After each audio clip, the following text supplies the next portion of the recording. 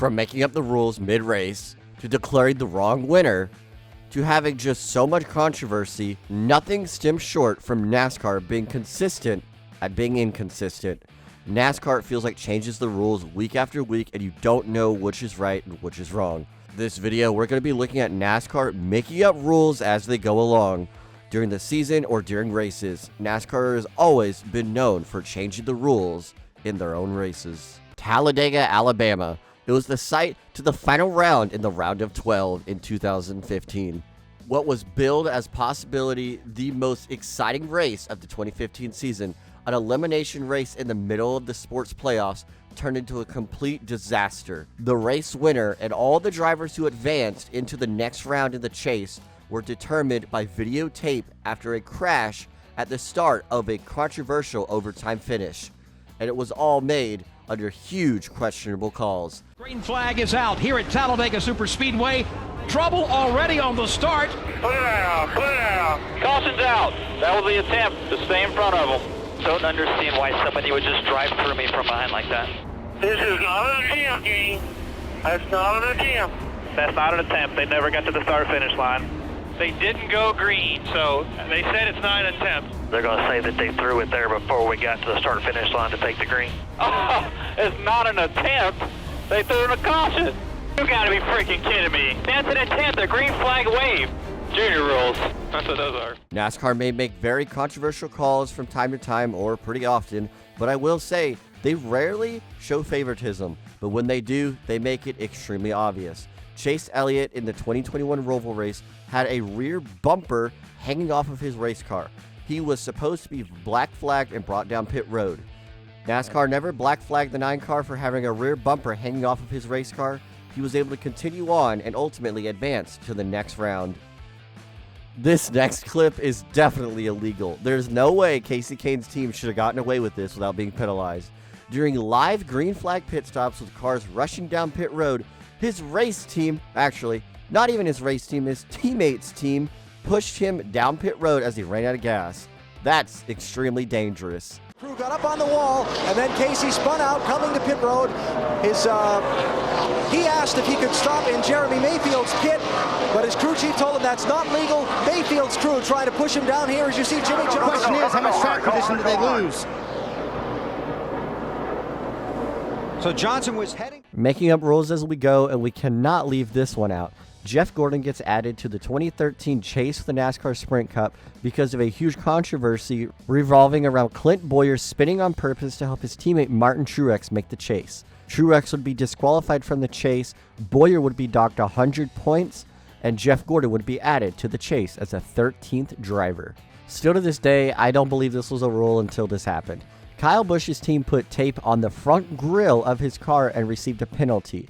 For years in NASCAR, this was never a penalty, but with the new next-gen car, his team decided to put a piece of tape on the grille and he was penalized. But he was penalized over 100 laps after he did it. This is definitely making up a rule as they go. Whoa. And NASCAR has posted the 18 for that small piece of green and red tape.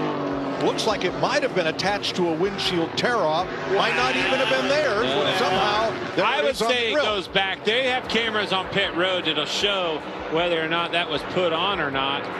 Jamie? And you see it right there. They just pulled the tape right off the grill of the 18. A lot of confusion. You can see the looks of the pit crew guys like, what happened? What did we do wrong? But they pulled it off. He's gone. Another one where they obviously made up the rules as they went was the fall 2020 Talladega race. If you pass a car below the double yellow line, you cannot maintain your position. Simple as that. If you force somebody below the yellow line, you will be penalized.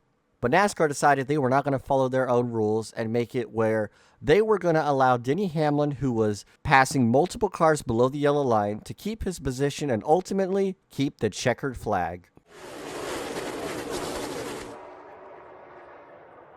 The Wood brothers and Matt DiBenedetto out front at Talladega. No organization right now. Look at this outside line. Oh, we got a car in the wall, the back straightaway. Cody Ware. Here comes the 17 and the 24. They're going to try to block. Eric in gets the up into the wall. Now the 24, a big run. He slides. They make more contact. 3 wide. inside as they come out of 4. Hamlin to the inside. Side draft coming from the 24 car. Denny Hamlin, William Byron through the triangle coming up to the stripe. And as they go across the stripe, a photo finish. Denny Hamlin gets the nod by 23 one-thousandths of a second. No way. Take another look. We normally think about this yellow line being on the straight, but this is in the corner. He is on the apron of the racetrack. I kind of have to see it from a different perspective to see if the 17 car gave him no choice. But he still continues forward. Even though if the 17 gave him no choice, he still continues forward and passes these 2 cars. I know that the precedent's been set today that they have been black flagging the car that's forcing, and nothing's happening to the other guy who's on the apron. So if the precedent has been set, you would say that Denny did the same thing that anyone else did that got forced below that line today. He just benefited in this situation. That answers that question. Yeah. Hey, Dave. Betty's taking tires now, Dave. He is, but the question is 2 or 4. If they take 2, they can do it very quickly on the fuel because they don't need much. There you see Mears, the 42. He is the race leader, but not at the front of that line. Alan. Well, here's what Carl Edwards can't understand from the cockpit of his race car and what his crew chief Pierre Cattell is trying to get explained to him from down here. If Carl stayed on the racetrack and Casey Mears came down pit road, Casey would have had to have stopped at the end of pit road until the cars on the racetrack filed past him and then joined in at the tail of the line. So they want to know how come Casey stopped and was able to get in front of them on the racetrack for this restart. Do you have the answer to that, Alan? No, I'd like somebody to call that one. I mean, that Kyle and Wally, that is how it works. When you come down pit road, you're supposed to fall in at the end of the line of the cars that are on the racetrack, right? That's right, under yellow, yeah. Right, so that's what they can't understand down here is how a guy that pitted gets to line up in front of them when they were on the lead lap when the yellow came out. Yeah, they were a mile and a half behind, but they were on the lead lap, and the pace car did pick up Casey Mears as the leader, so they're trying to figure out how he was able to get past that stoplight at the end of pit road and get in front of them on the racetrack. Is it a stoplight, Alan, or is there a guy down there with a paddle? They had the big red and green light down here, yeah. Okay.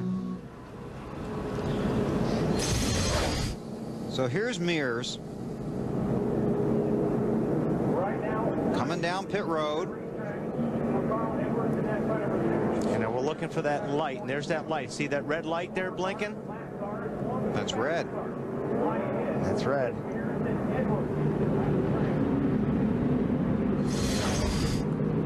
And they turned the lights back on, yeah. NASCAR is looking at it. Yeah, they're trying to sort this out. That's why they haven't gone back to green. And there it's green. Yeah, that's not enough. Yeah, that's not enough distance to make any difference. No. And I don't know how he ends up in front of him. You got me on that one. Because technically, just like they say, if he comes down pit road, he should be back behind him. If we looked at the scoring monitor, he should be, the 60 car should be leading the race. Everybody else should be behind him. Because the 60 car was the last car, was the car that was the tail end of the lead lap right in front of him on the racetrack when the caution come out. But knowing that, shouldn't you, if you knew that was going to happen, then you should have stopped to put tires on. Unless, the only unless comes is if Carl just loafed around the racetrack. Once the caution come out, if he just kind of took his time to get around the racetrack, then they had time to come in and out maybe. But no matter what, he should have blended to the longest line. Okay, they've said the 60 is the race leader. And obviously, Brad's not happy. A few moments later. Casey, he may have enough there. He may have enough. Oh, there. Mears and Edwards around. Caution is out. Daniel Quinn has gone around. Matt Kenseth sneaks.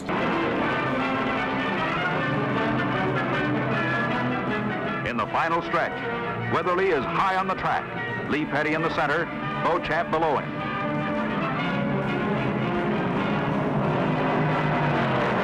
The checkered flag. The race is over. Both Petty and Beauchamp clock in the identical time. 3 hours, 41 minutes, 22 seconds. Petty and Beauchamp both headed to victory lane, where Beauchamp was declared the unofficial temporary winner. Bill France put out a call for any and all photos or film of the finish. And finally, on the Wednesday after the race, this Hearst News of the Day footage confirmed that Lee Petty did, in fact, win the first Daytona 500. But Allison pulls away. Allison leads Rudd down through the S's.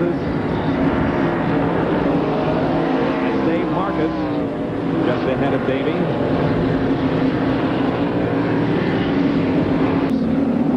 And the white flag flies for Ricky Rudd. NASCAR officials apparently talking over this situation. He's headed toward you for the final time, Ned. Big Baby is not here today. To turn 7 here in very good shape as the NASCAR officials talk over what they're going to do. Davey Allison's crew looks on.